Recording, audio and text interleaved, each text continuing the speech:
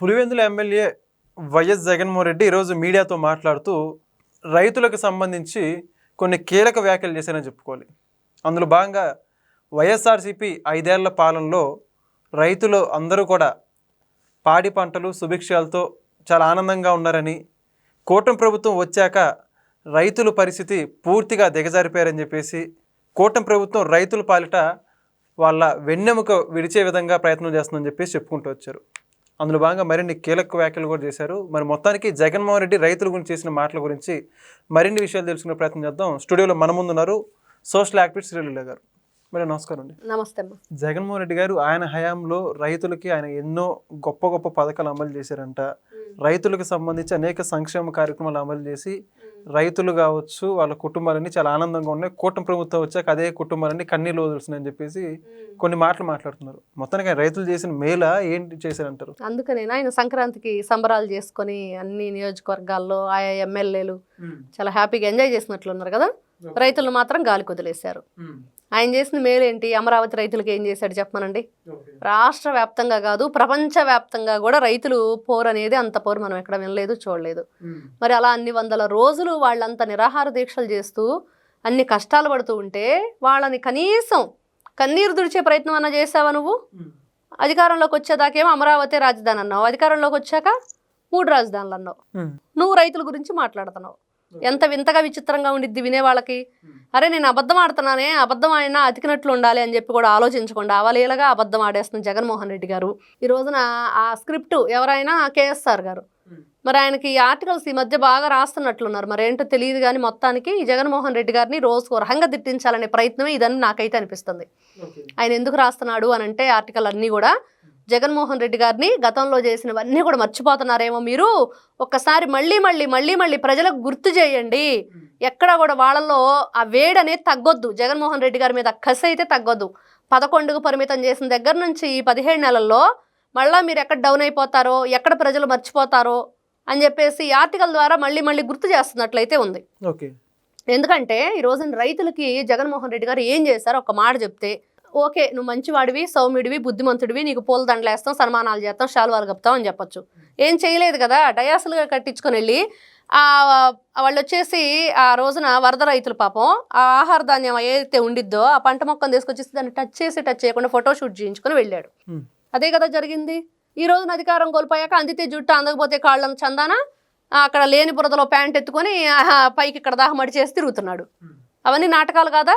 నీకు రైతుల మీద ప్రేమ ఉంటే అక్కడ ఉన్న మిర్చి టిక్కీలు ఏదైతే గుంటూరు మిర్చి యార్డ్లో నీ పార్టీ వాళ్ళు కొట్టేయరు కదా. మామిడికాయలు నేల మీద పోసి తొక్కించావు కదా రైతుల మీద ప్రేమ ఉంటే. ఈ రోజున ఏదైతే పొగాకు పర్యటన అని చెప్పేసి పొదిల రైతుల దగ్గరకు వెళ్ళి మహిళలు తలల బగల కొట్టించావు కదా, పోలీసులు తలల బగల కొట్టించావు కదా, చెప్పులు రాళ్ళు కర్రలు నీ కాన్వాయ్లో ఎందుకు తెచ్చావు ఆ రోజున? మరి ఆ పొగాకు రైతులు ఆ బేళ్లని ఎందుకు ఆరహంగా తొక్కేశారు అందరూ వచ్చి?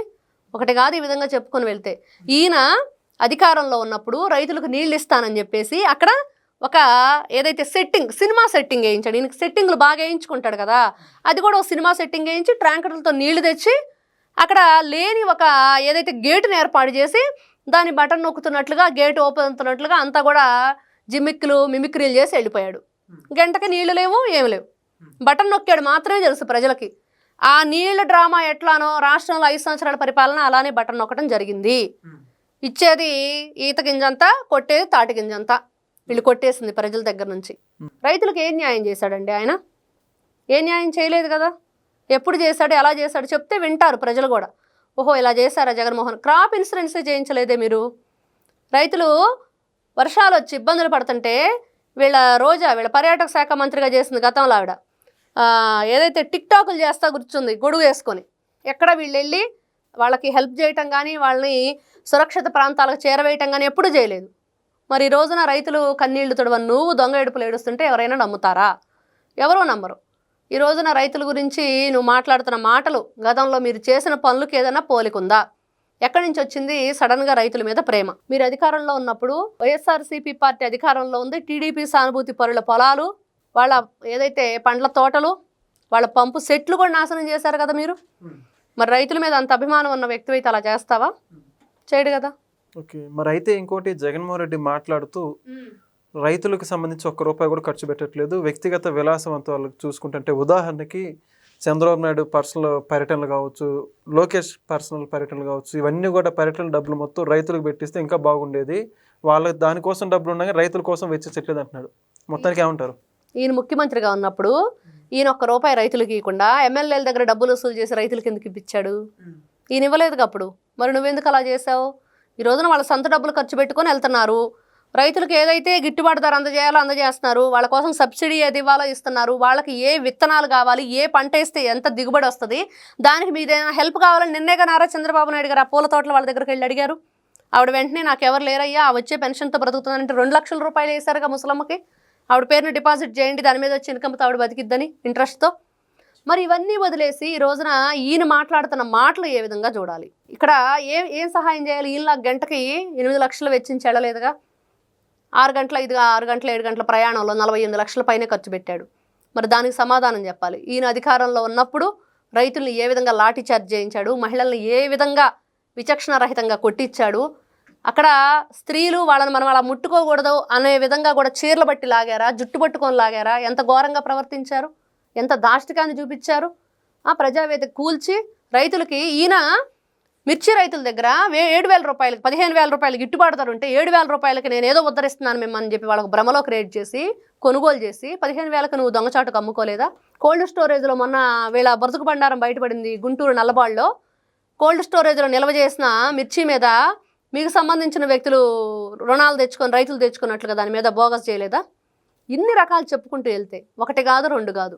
ఏ రైతుకు నువ్వు మంచి చేసావని చెప్పి ఈ రోజున రైతులు నీకు హెల్ప్ అవుతారు, వాళ్ళకు నువ్వు హెల్ప్ అవుతావని అనుకుంటారు. మరి మొన్న వచ్చాడు, ఏదో చెప్పాడు, ఇంకేముంది వాళ్ళ నియోజకవర్గంలో ఏదో దేనికో వచ్చి రైతుల దగ్గరకు వచ్చాడు. అరే బాగుండదు అని చెప్పి పిలిచారంట. రైతులను పరామర్శించి వెళ్ళయ్యా, ఏదో పని మీద వచ్చావు కదా అని. అందుకని వెళ్ళి ఆ అరటి రైతులకి ఏం జరిగింది ఏంటనేది ఎప్పుడు మోంతా తుఫానుకు ముందు ఒకసారి, ఆ తర్వాత రైతుల గురించి ఎప్పుడు ఆయన పట్టించుకోలేదే. అసలు ఈ రోజున అన్నదాత సుఖీభవ 2వ విడత వేయటం, రైతులకు అండగా నిలబడతారని నారా చంద్రబాబు నాయుడు గారు పదే చెప్పడం, అందరం కూడా చాలా గొప్పగా అన్నదాత సుఖీభవ 2వ విడత సక్సెస్ఫుల్గా ఇచ్చారు. రైతులకి పంట పొలాలకు ఏదైనా సరే వాళ్ళకి అవసరమైన ఇబ్బందులన్నీ తీర్చుకుంటారు ఈ డబ్బులతో అని చెప్తుంటే, జగన్మోహన్ రెడ్డి గారిని పార్లమెంట్లోనే కదండి వాళ్ళు, బాబు రైతులకు ఏం చేసావు, ఇదిగో ఇంత సబ్సిడీ అమౌంట్లు ఎగ్గొట్టావు, ఇంత బాకీలు పెట్టావు, నువ్వు వాళ్ళకి ఏది నువ్వు చేయలేదని చెప్పి అడిగారు కదా. మరి అప్పుడు ఏం చెప్పాడు ఈయన? దానికి సమాధానం ఉందా ఈయన దగ్గర? కేంద్ర ప్రభుత్వంలోనే నిన్ను దుమ్మెత్తిపోశారు, కేంద్ర ప్రభుత్వంలోనే నువ్వు చేసినవన్నీ చెప్పారు తప్పులు. ఈ రోజున 12 లక్షల కోట్ల రూపాయలు అప్పులు చేసి రాష్ట్రంలో ప్రజలందరినీ కూడా ముప్పతిప్పలు పెట్టి 3 చెరువులు నీళ్లు తాగించి, ఈ రోజున నువ్వు ఇట్లాంటివన్నీ కూడా మొసలి కన్నీళ్లు గారుస్తున్నట్లుగా వేషాలు వేస్తే ఎవరైనా నమ్ముతారా జగన్మోహన్ రెడ్డి గారు? ఎవ్వరూ నమ్మరు.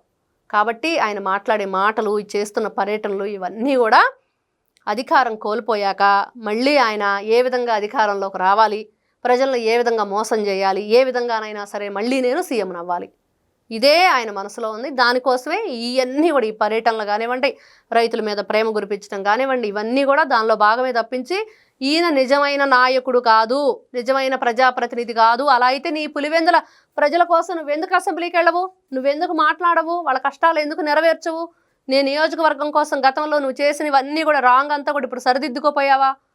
మరి మొన్న కాంట్రాక్టర్లు వచ్చి ఎందుకు కుర్చీలతో దాడి చేశారు ఈయన వస్తే? అవును జరిగింది కదా, ఆ దెబ్బతో పారిపోయావు కదా, పులి అంటే తోక ముడిచి పారిపోయింది పులి ఆ రోజున.